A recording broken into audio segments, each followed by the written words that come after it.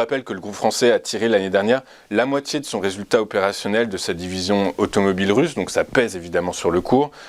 En outre, Renault a une usine à Moscou qui est fermée jusqu'au 18 mars prochain, donc jusqu'à aujourd'hui.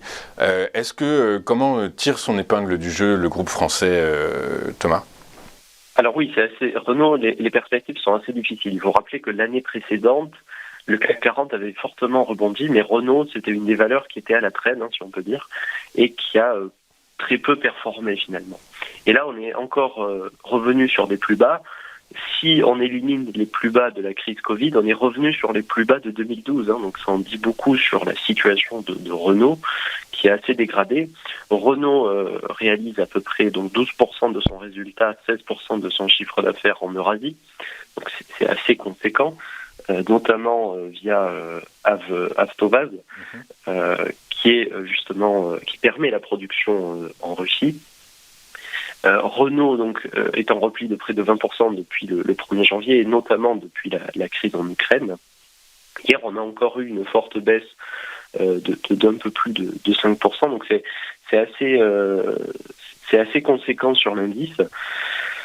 Maintenant, on a au niveau des seuils, des seuils assez importants. Donc là, on a une zone, l'idéal serait de revenir sur la zone des 26-27 euros. Là, ce serait vraiment idéal, mais pour l'instant, on est plutôt sur le seuil des 23. Il faudrait aller chercher les 23,70 pour peut-être se stabiliser. Mais pour l'instant, en fait, on est revenu sur les niveaux de novembre 2020.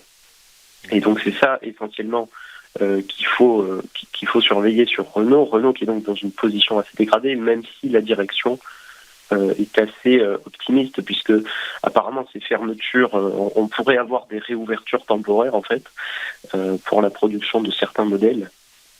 Ça dépend aussi de l'approvisionnement en semi-conducteurs, etc. Donc, parce qu'il faut rappeler aussi que Renault a subi la crise des semi-conducteurs, et les perspectives de croissance sur Renault sont moins bonnes que sur d'autres valeurs. On n'a pas de grand record des résultats attendus rapidement. Donc voilà, pour Renault, restez très prudent, puisqu'on est sur un seuil, on pourrait être sur un seuil de stabilisation, même si les indicateurs restent fragiles. C'est une valeur qui, encore une fois, sous-performe le CAC 40. On aurait pu espérer qu'elle surperforme cette année, notamment grâce à la hausse des taux directeurs. Mais le contexte fait que Renault prend un double retard sur les autres valeurs du CAC 40.